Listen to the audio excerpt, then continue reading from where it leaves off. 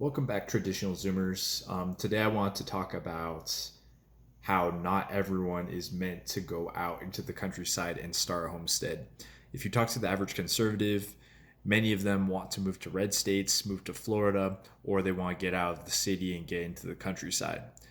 But unfortunately, the problems are in the cities will not always stay within the cities. If you look at the communist Bolshevik revolution, there was a major anti-farmer movement called the Kulak movement, where they basically demonized the land-owning farmers, called the Kulaks. So these problems don't go away just because you go out into the countryside. We have to be part of groups. We have to be part of basically clans of people that share our values, and that way we can protect each other. Even if you go out into the countryside, you need to find like-minded individuals. And it's also good because we you can't just be an isolationist like Japan was isolationist for centuries, but because they weren't engaging in the world, they fell behind and were subsequently conquered by the West. So isolationism and individuality, we need to move away from this idea of being the lone wolf who's escaping from civilization. I think there's other things that often will tie you into the city, such as your family. What happens if your grandparents need to be taken care of? Are you going to leave them behind and go out into the countryside, or are you going to leave behind all the roots of your family?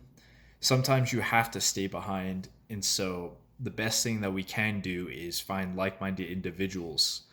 And the place where you're going to find those like-minded individuals are probably going to be places like the church, the gym, and perhaps local farmers markets. So I think that, picture this: imagine that you have your church and you actually live in close proximity. Keep an eye on the housing markets near the church, and if you see a house for sale and you're looking to move, then why not buy the house that's close to your parish and be as close as you possibly can to your parish? And then maybe some time passes and you see other houses on your block come for sale. Then you can get your buddies in the church to buy those houses too. Pretty soon you got a block of people who are all on the same page, all have the same values. And that seems to be more able to withstand whatever kind of coming pressures and poverty that might be coming, more so than just the individual farmer out in the countryside.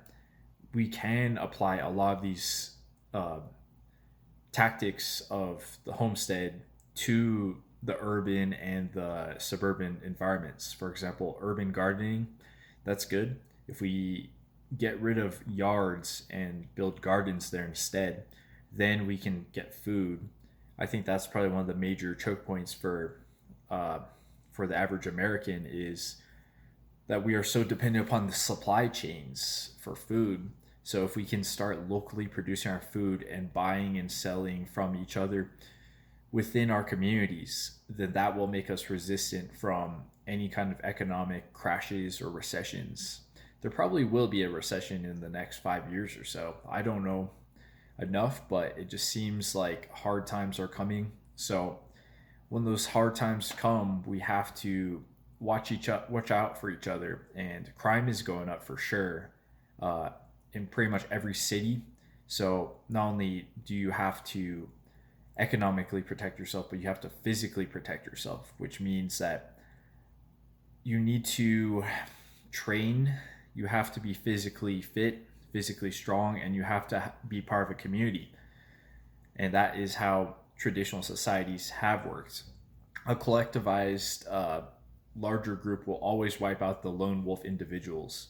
And just because we go out into the countryside doesn't mean that we're not going to be attacked by some group that is sweeping the countryside eventually. So that is kind of my thoughts regarding how some people are called to take the homestead pill and get out of the city. And but also, I think there's a lot to be said about staying and standing your ground and building up. That's what you can do locally. Get your family in order. Try to get backup plans. Get all your family photos backed up. Get all your precious kind of keepsake items.